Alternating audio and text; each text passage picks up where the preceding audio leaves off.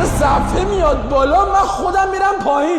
خدا سلام علیکم به عشقای خودم، امیدوارم که چطوره تو عالی باشه. نیما تکیدو هم خیلی خوشمزه. ویدیو جدید قراره سم بدنمون رو ببریم بالا، قراره با هم سمای جدید ببینیم این هفته اینستاگرام چه خوابی واسمون دیده، چه خار مادری قراره. ولی قبلش بچه‌ها یادتون نره حتما ویدیو رو لایک بکنید، خیلی بهم کمک میکنه، خیلی بهم انرژی میده. دورتون بگردم اگه تو سابسکرایب نزدید تو سابسکرایب بزنید، زنگ گوش رو حال بزنید که هر موقع ویدیو گذاشتم یوتیوب تو خرابات که نیما دیگه ویدیو گذاشته و ببینید. دور تک تکتون بگردم من بزن بریم. بچه‌ها راستی میکروفون جدید مبارکمون باشه. توی ویدیو قبلی گفته بودیم که نیما میکروفون فلان بیساره، صدات اینجوریه اونجوریه و من دیدم که بله صدا اونجوریه. رفتیم میکروفون گرفتیم و میکروفون جدید مبارکمون باشه. بچه‌ها صدای نکره منو قراره الان با وضوح بیشتری بشنوین. اوکی بریم سراغ اولین سممون. اولین ویدیو. بعد از 8 سال زندگی به خاطر سینه‌های کوچیکم ازم جدا شد. همسرتون بعد از 8 سال زندگی به خاطر چیزای سینه‌های کوچیکتون ازتون جدا شد. اوکی یعنی بعد از 8 سال متوجه شد چقدر کوچیک. با چی مقایستون کرد نمیدونم واقعا. اون همسرتون رو باید بیخ تا بیخ مادر. آره خب این دوستان همین اول سممون شروع شد. بعد آقای دکتر دارن چیکار میکنن؟ نقاشی داری میکشی داداش؟ همسرم توی حادثه پلاسکو مرد. حالا الان برای ازدواج سومم نامزدم همش از فیلم سینما و پوشیدنش بهونه. داداش خواهرم 3 تا همسر داشتی تا جایی که من فهمیدم. اولی به خاطر چیز کوچیکت ولت کرد، بعد از 8 سال دومی تو پلاسکو فوت شد، سومی بازم گیر داده به کوچیک. بگو ببین گو بخوری تو هم یه چیزی میمیری یا تهدیدش بکن. ما اصلا به اون قضیه کار نداریم. حالا دیگه اون همسر تو خودت به ما اصلا ربطی نداره. اوکی هیچ. دکتره داره چیکار میکنه؟ جان مادر دیگه دکتره رو من یه دقیقه من فقط میخوام قیافه دکتره رو میخوام ببینم. داری چیکار میکنی؟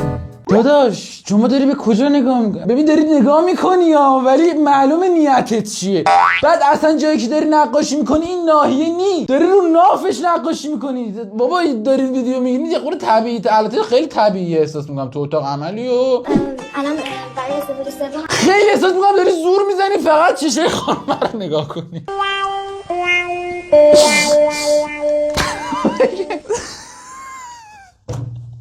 آقا باشی دیگه بالاخره دکتر محرمه و ایشون هم نهایت محرمیت رو داره استفاده میکنه. دوستان ما همینجا میزان سم بودن ویدیوها رو متوجه میشیم. بسم الله الرحمن الرحیم بریم بعدی. غیر قابل تصوره ولی این نشیات کافئینه. تو ببین اعتیاد با کافئین با مردم چیکار کرده. قضیه از این قراره یه سری از افراد مذهبی که یه جوری معتاد به کافئینن برای تایمایی که مراسم‌های مذهبی دارن مثل ماه رمضان اینو درست کردن که ازش استفاده کنن و کافئین بدنشون نیفته. یا خدا ببین عزیزم دیگه حالا شیافو دارین میدین بیرون دیگه ربط به مذهب نداره، چون تو ماه رمضان اصلا فرقی نداره چه از بالا چه از پایین بره روزت باطله. اینو من نمیگم، مراجع تقلید و این داستانا میگن. کلا ببین از هر خروجی ورود کنه روزت باطله. حالا دیگه دوستانی که کافئین مصرف میکنن دیگه دهن جواب نمیده دیگه باید بکنن.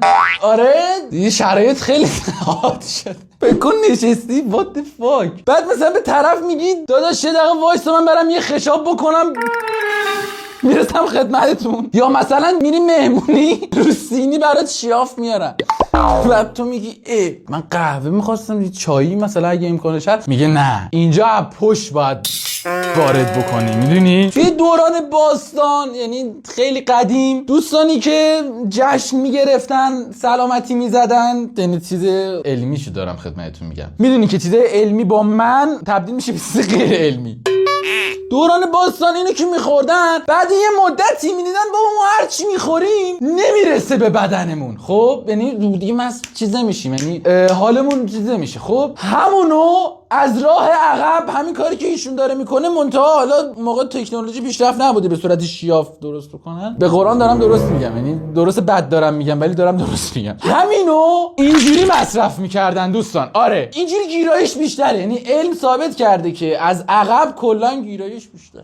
دیگه حالا چرا اینو من میدونم حقیقتا نمیدونم، یه جایی خونده بودم واسه همینم هست که شیاف تبر هست میزنن سری تب میخوابه، واسه همینه که از دهن نمیره از پشت میره، چون گیراییش از پشت بهتره دیگه. بالاخره دوستان قهوه خور بفرمایید، اگه میخواین گیراییتون بیشتر بشه یکی دو تا خشاب میکنم دیگه تموم میشه میره. خدا رو شکر که من تو این مسئله قهوه دوست ندارم، واقعا من ممنونم از خودم که از قهوه حالم به هم میخوره. خدا رو شکر. اگر شیرینیجاتو به صورت شیاف درست بکنم باجم بریم بعد دیگه. اصلا راه دهن مثل این اصلا میزان جمعیت و میزان مصرف اینقدر بالا رفته دیگه، دهن کفاف نمیده دیگه، دارن میکنن تو. بعد یه چیزی که من میخوام بدونم، مثلا تکنولوژی فکر کنید به یه جای پیشرفت میکنه، مثلا میری رستوران دیگه بهت نمیدن بخوری، بهت میدن یعنی میری میگی من یه شیاف چلو کباب میخوام، رفیقم شیاف چلو مرغ میخوام. مثلا یکی شیاف هات داگ بخواد دیگه اون شیافو نمیدن، خود هات داگو.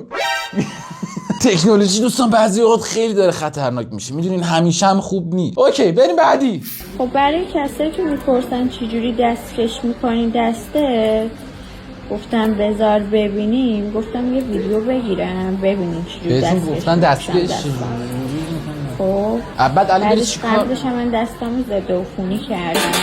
درسته. الان دوستان ماجرا رو متوجه میشم چی میشه، الان نفهمیدم هنوز داره چه اتفاقی. واقعا کار سختی نیست، همین دستکش کارهای بهداشتی و پزشکی و ایناست. من فکر کردم دستکش روزای سرد و بافتنی داره، نوک انگشتاتو سوراخ کرده که این راحت بره توش. عزیز من چیزای پزشکی ساخته شده که اصلا سوراخ نشه، اصلا سوراخ باشه یعنی میکروب و اینا وارد میشه. درسته ضد عفونی کردی ولی کافی نی. اگه ضد عفونی کافی بود پس دستکش چرا اصلا آدم باید دستش بکنه؟ اون دستکش بی صاحب یه دلیلی داشته که اون سازنده قرم ساقش اومده اینو طراحی کرده که آقا این درز نباید داشته باشه وقتی توی چیزای پزشکی داری استفاده میکنی. بعد اصلا غیر از اینا شما الان اینو کجای بیمار میکنی؟ با کجای بیمار سر و کار داری شما الان دقیقاً؟ اصلا گیریم که همه چی استریلیزه بهداشتی، شما میخوای بیمار رو خوب بکنی دیگه بیمار از دست میره. ماشاءالله این تیز هرجه بگیری میبره. شما آمپول هم حتی نمیتونی بزنی عزیزم، یه جای دیگه رو سوراخ میکنی. یعنی من الان دارم یه سری فکرایی تو ذهنمه، اصلا دردم داره میاد. در حال دیگه ازشون پرسیدن چجوری دستکش دستت میکنی، ایشون هم گفته دیگه هر دفعه سما یه جوری لول اپ میشه آدم پشماش میریزه. ولی امیدوارم که ایشون دکتر خود دکتر نباشه، یعنی کمک دکتر باشه، مثلا پرستار حداقل یکی باشه که اصل کاری ایشون انجام نده، چون ببین این تو هر جا بخواد بره نمیره اصلا. دیگه حالا امیدواریم که بیمار به سلامتی زنده بمونه. بعدی چی میگه؟ این همه تمرین میکنی آخرش که چی؟ تا هر لباسی که میخوام بپوشم و حسرت نخورم. احسن باریکالله. بله درست. حالا این یه تیکش لباسو دارن نشون میدن دوستان، ولی کلن اصلا صفحه آخر دیدم، این قسمت آخرش دیدم یادم رفت چی میخوام بگم. ورزش. ببینید دوستان ورزش خیلی آفرین که ورزش میکنی و به خاطر اینکه لباس بتونه خوب تو تنت بشینه. آفرین. مثل اینا نمیریم بعضیا پروتز میکنن تو خودشون و فلان هر چی گیرشون میاد. ببین ورزش ببینید چه هیکلی ساخته. شما دوستان این تصویری که من دارم میبینم ببینید. حالا این تصویری یه دقیقه نبینید، یه دقیقه حالا مثلا بزنید میخوره قبل‌تر. یه دقیقه این نمیره قبل چرا؟ الان اینجا ببین دوباره اینجا وای میسته. نمیدونم چرا یکم زود رد میشه، بیشتر تمرکز مثل اینکه گذاشتی روی یه چیز دیگه. ببینید اصلا لباس تو تنشون ماشاءالله. ورزش کردن دوستان خیلی خوبه. من همیشه گفتم ورزش اصلا آدم روح آدمو، جسم آدمو، همه چی آدمو اصلا میسازه. ماشاءالله به ایشون که ورزش میکنن و به تناسب اندامشون اهمیت میدن. من یه بار دیگه عکس آخر رو نه ولش. بریم بعدی. آفرین دختر خانم عزیز، من بهت افتخار میکنم. باریکلا. بریم بعدی. من سریعتر ویدیوها رو ببینم. اصلا صفحه میاد بالا من خودم میرم پایین. چی بودین؟ چی دلم بچه میخواد. بنده خدا دلش بچه میخواد. یه پسر بچه 20 ساله تا 40 ساله. یه پسر بچه 20 تا 40 ساله. به قرآن نمیترسم بزنم جلو ببینم چه اتفاقی میفته. ادیتور حواست به سانسورهای مورد نیاز باشه اگه لازم بود. یه بچه میخواد، یه بچه 20 تا 40 ساله. خواهرم من نوکر. البته بریم ببینیم ادامهش یه چیز دیگه ازمون نخواد یه وقت شرمنده‌شون بشه. اصلا من همینجا من اگر منو دوستان بچه میخواد دیگه، مثلا بچه اینات که پستونک میخوره و حالا مثلا به جای پستونک نیما بمیری نیما خفه شو. چرا دوباره بلش شد؟ نه برو بعدی آقا. وایسا یه لحظه. دوستان کسی اگر هست 20 تا 40 ساله این خانم مثل این که میخوان، حالا میخوان چی کارو؟ اگر شما نمیخواین من حالا دیگه من میرم. حالا اگر نه بابا شما اول بعد من. اگه شرایط مورد نیاز رو دارین عدد 3 رو همینجا کامل. مردی که توی دیت اول برات یه کادوی گرون میگیره مثل طلا و جواهر یا وای اصلا الان اینا میان اصلا جلو دوربین حرف میزنن، من میدونم به قرآنی الان میخواد گو بخوره، به قرآن میخواد گو بخوره، به حضرت عباس میخواد گو بخوره. فوبیا پیدا کردم نسبت به این اسکولایی که میان اینجوری آرایش میکنن یه گو میخورن. هی بابا آرایشتو بکن دیگه، آموزش آرایش میخوای بدی آرایش بده دیگه. 16 عاشقت نیست، زن داره. اینو بفهم. من ریدم تو اون منطقت خواهرم، من ریدم به خودم که به تو میگم خواهرم. بیایم با منطقه ایشون بریم جلو. مردی که برات گل میخره، کادو میخره، آیفون 16 آیفون میخره، عاشقت نیست، زن داره. من ریدم با اون منطقه. 2 خط فلسفه منطق بخون که من نیام 2 صفحه بهت برینم آخه عزیزم، من قربونم بری. من نمیدونم ما مردا بعد چه گویی بخوریم اینا راضی بشن.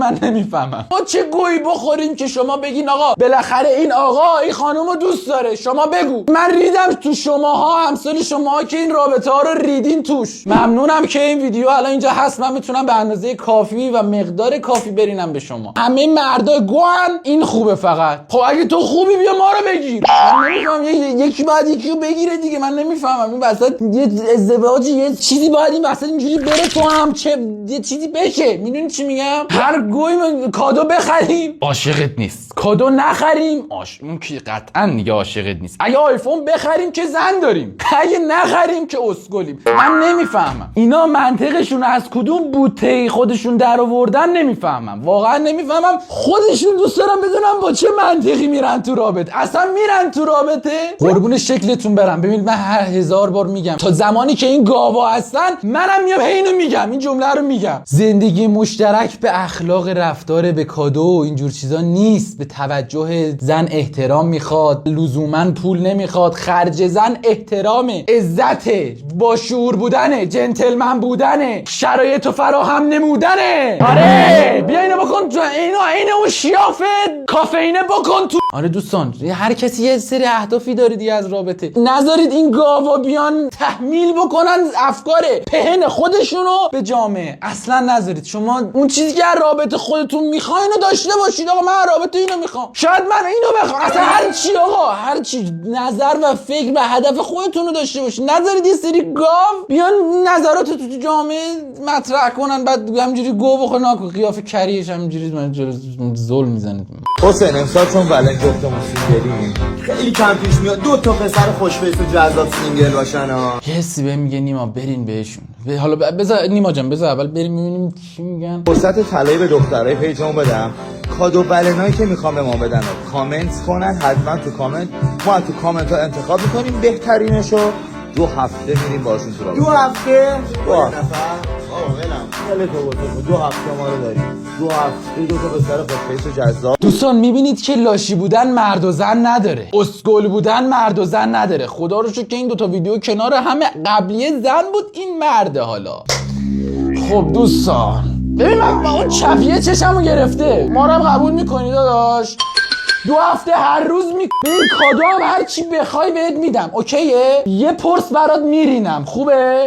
فکر میکنم دیگه کافیته دیگه ها. یوبوست با خودت چی فکر کردی اصلا؟ با چه اهدافی میای جلو آینه دوربین ویدیو میگیری؟ ریدی تو شلوارت، اون شلوارو کردی تو بوتات، بعد تو خونه بوت پوشیدی انت از شلوارت نریزه. ببین عزیزم میرینم به جفتتون فرشین دورتون بگردم. بعد با اون خانومایی که کامنت میذارن نمیدونم کادو و فلان 2 هفته میرن با یه نفر تو رابطه. منت هم سر بابا اینا رو از کجا دانلود خدایا. یه دقیقه سلام خوب هستین شما؟ اینا از کجا اصلا یهو اومدن؟ این اصلا اگه قرار نسل ما انسانا منقرض شه، این تکف عنصریا بیان وسط که آقا بگو ما زودتر بریم دیگه، دورت بگن. اگه نه که این جلبک چرا اصلا میتونه راه بره؟ اصلا چجوری تو نقش آدم فرو رفت نمیدونم خود یه چیزی بررسی کن که اصلا فکر کنم خودت هم اینو نمیشناسی که خلق کردی، ولی اصلا چی میگه این دیگه؟ نوکر قربونت برم فدات شم. خدا رو شکر که این سه تا دوست عزیز در کنار هم در یک قاب ما ریدیم بهشون، تموم شد رفت. ببین دوستان مرد و زن نداره، اون اونجوری گو میخوره اینجوری گو میخوره. اینجا همه چیش صورتیه. اینجا حتی کالباساشون هم صورتیه. سس هم که صورت داداش کالباس همه جا صورتی ها، ولی خب باش مثل اینکه این سسش هم باشه صورتیه. چه شود؟ جالب اینجاست پرسنلشون هم همه خانومن. آها میگه پرسنلشون همه خانومن. فکرم میخواد بگه پرسنلشون هم همه صورتی هن. نه این افساندی که 1 کیلویش اینه که 2 نفر راحت جواب میده به قیمت 97,000 تومن. داداش ساندویچ 1 کیلویی 97 تومن. الان 97 تومن به شطور بدی توف نمیکنه تو صورتت. بالای 1 کیلو وزنشه به قیمت 135,000 تومن. شما با چه صورتی غذا درست میکنید؟ من خیلی دوست دارم بدونم. احساس میکنم با صورتی خانوما مثل این چیز نه هیچ ولش کن. خب دیگه دوستان اینجا متوجه شدیم هر چی صورتیه من دیگه الان بعدم فقط دلیل این که همه پرسنلشون لزوما خانومن رو نمیدونم. نکنه اونام صورتی باشن شاید، نمیدونم اونم آپشن حساب میشه دیگه. حالا همه چی صورتیه دیگه دوستان، همه چی صورتیه دیگه. امیدوارم که مزه‌شم دیگه دخالت نمیکنم من دیگه تو اون غذایا. احساس میکنم آخه خودشون دارن یه مسئله‌ای رو غیر مستقیم میرسونن، انگار فقط ساندویچ ارائه نمیدونم. نیما جان خفه شو، نیما خفه شو باشه، لال بمیر. بریم بعدی. چرا نمیره بعدی؟ من بعضی‌ها نمیدونم چرا سیستممون خوشش اومده میمونه روی چیزی. داداش برو بعدی نوکرت.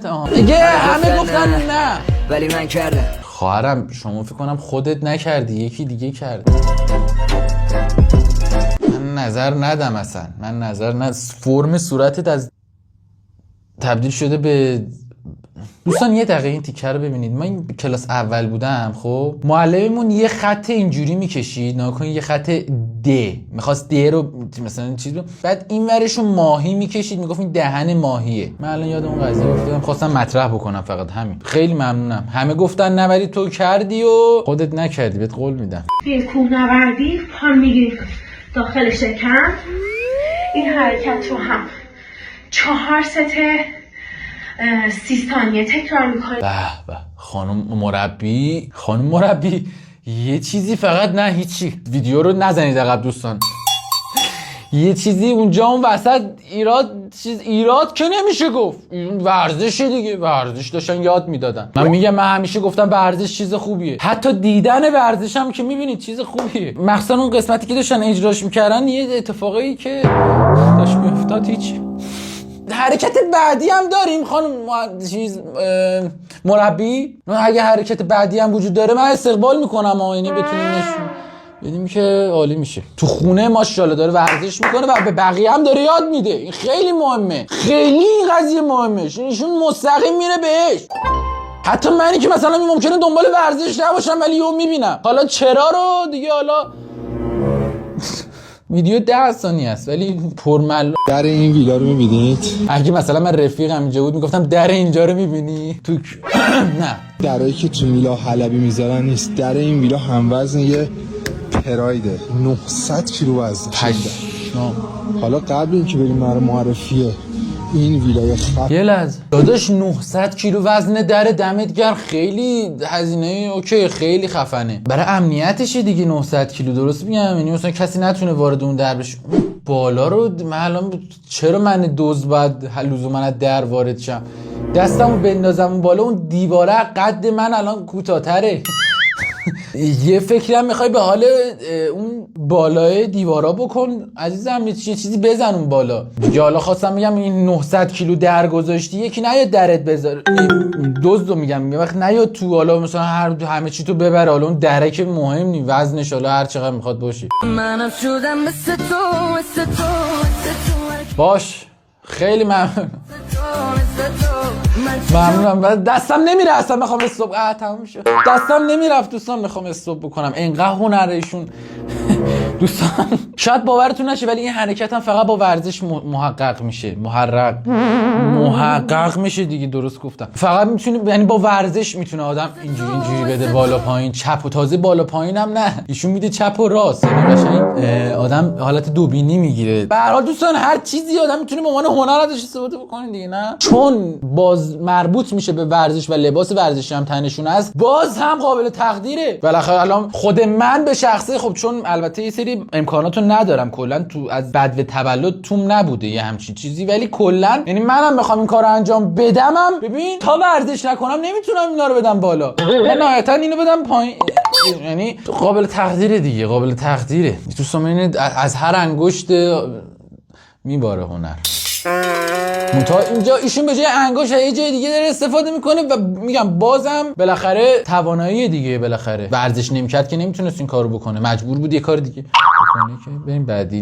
نیما برو بعدی. عشقم سکه وا شده 52 میلیون. خواستی عروسی کنی نرو به نیتی 5 چرا 14 معصوم مهریه بده. 5 تا شده 260 میلیون، 14 معصوم 728 میلیون. اینجور مواقع فقط خدای احد واحد.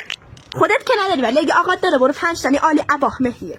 الهی من دورت بگردم بچه‌ها، من اصلا لهجه میبینم مثلا خیلی حال میکنم جدی. نمیدونم این یه سری چیزا، یه آدمی شنیدم یه جا بودم، کسی که با لهجه حرف میزنن تو شهرشون مثلا یه حالت بیکلاسیه. من ریدم تو این فرهنگی که داره اینجوری میگه کسی که با لهجه حرف میزنه بیکلاسیه. واقعا بابا لهجه، من جدا که با لهجه حرف میزنه به قرآن اصلا نمیخوام صحبتش تموم شه. همینجوری الهی من دورت بگردم دختر عزیزم، قربونت برم خواهرم، من عاشق لهجه هر جایی باشه من همینجوری نگاه میکنم فقط. دهنت آفرین، واقعا باریکلا، دورت بگردم. من رویکرد شما نسبت به روابط جنسی پیش از ازدواج چیه؟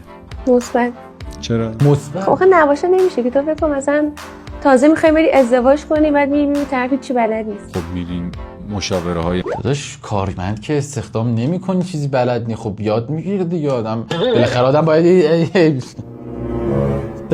باید یه جایی شروع بکنه دیگه. خب منطقتون رو دوست دارم ببینم بعدش چی میفهمه. مشاوره‌های عملی چیزی که به شما آموزش نمیدن که مثلا باید داشته باشه، چون رابطه جنسی چیز خیلی مهمیه. چی داشته باشه؟ باشه مهمه. چی داشته باشه عزیزم؟ برای رابطه دیگه یه چیز کافیه دیگه. ما یه چیز داریم شما یه چیز نمیدونم منظور. اگه زن یا مرد تامین نشه قطعا خیانت میشه. کاملا باهاش موافقم، چون که اصلا 99% ارتباط زن و مرد به نظر من کلا این رابطه جنسی 99% که نیست. نظر من 99%. برای شما 99%. داداش 99% یعنی شما اول چیز میکنی بعد سلام میکنی، یعنی شما داداش یکم بکش بالا توف کن. خب میدونی حالت خیلی خراب زده جاده خاکی بنده خدا. اون خانومم دوتا های آوردن با هم بلاینده، قبل بلاینده دیگه کافوری چیزی بدین نظرشون انقدر دوست صریح خیلی مهمه. یعنی الان من بلد نباشم میری خیانت میکنه؟ راحت نه خیانت نمیکنم، کلا کنسل میکنمش. به نظرم شما دوتا رو اصلا برای هم ساخته خدا. برید با هم تو رابطه 24 ساعته 99 که چی 100% برید فقط. آره اینجوری که شما دارین میگین من اشتباه، اصلا من از رابطه احساس میکنم یه چیز اشتباهی رو دارم میخوام. اخلاق و مهر و دوستی و صمیمیت اصلا مثل این که درش مالیده است. ایشون میگه 99% به قرآن، چون 99% یه رابطه خیلیه بخواد فقط اون باشه. یعنی شما قبل از کار مثلا از خونه میخوای بری بیرون یه بار، بعد میری بیرون، حتی بیرون اگه با زنت بری اونجام یه بار، بعد خسته میشی از سر کار میای خونه دوباره اینجا یه بار، بعد دیگه نمیدونم دیگه روزی 3-4 بار گل میزنی. قشنگ نمیفهمم. من از مجری خواهش میکنم یه کافور شیاف کنن دیگه، مثلا چون میگم زود میگیره. دوستان ما اصلا موضوع این برنامه‌مون افتاده رو شیاف. این الان بنده خدا اگه اون خانم دیسلایک بده ایشون لایک بده، این آقاه میره مجری رو چیز میکنه. مجری جان حواست باشه. بریم بعدی. بچه‌ها شما میدونید چجوری باید هدیه ولنتاینمو روبان ببندم پاپیون بزنم؟ هر کاری میکنم نمیشه. نگاه کنید اینجا اینجا شما داری از جای اشتباهی چون روبانو میبندی. چون ازم داره میپرسه دوستان دارم میگم و ببین شما این چیزی که هدفتونه اصلا بنظرم روبان نبند. وقتم تلف میشه این پسره بخواد روبانو وا بکنه بعد دوباره یه چیز دیگه رو وا بکنه، خیلی طول میکشه. شما بیا یه مرحله رو کات بکن، وا شده کادو رو بده بهش. نظرت چیه؟ چون دوستان داره ازم نظر میپرسه، تازه هم من نمیپرسه، داره خیلی نظر میپرسه. من پیشنهادمو دادم دیگه، به نظرم جوری هم تو وقت صرف جویی میشه، هم اصلا اون پسره واسش روبان مهم نی عزیزم. اصلا قرار همش باش بره دیگه، اصلا روبان نمیخواد، روبان الکیه بابا. بریم بعدی. گفته 5 علاوه 5 چند میشه؟ بیا تا بهت بگم. جواب میگیرم x، دو طرفو به توان 2 میرسونم. این طرف اتحاد مربع دو جمله حسابش میکنم. اولی به توان 2 برابر اولی در دومی، علاوه دومی به توان 2. بابا میزان سم دیگه به مدارس و علمم داره رو سطوح خطور میکنه. دستتون منم رفته. من الان 3-4 تا کلمه رو خیلی واضح توپق ریدم. 5 به علاوه 5 بیا من بپرس عزیزم. فکر کنید بچه دبستانی اومده ازت پرسیده 5 به علاوه 5 چند میشه؟ اینجوری ریدی تو هر چی محاسباته، نه که مصاحباته. اصلا دارم میرینم با حرف زدنم. 5 میشه 25 دو برابر 50. اصلا من نمیخوام ادامه‌ت رو ببینم. من ریدم تو معلمیت. معلم اصلا باید مسئله رو ساده بکنه. شما داری ساده میکنی عزیزم.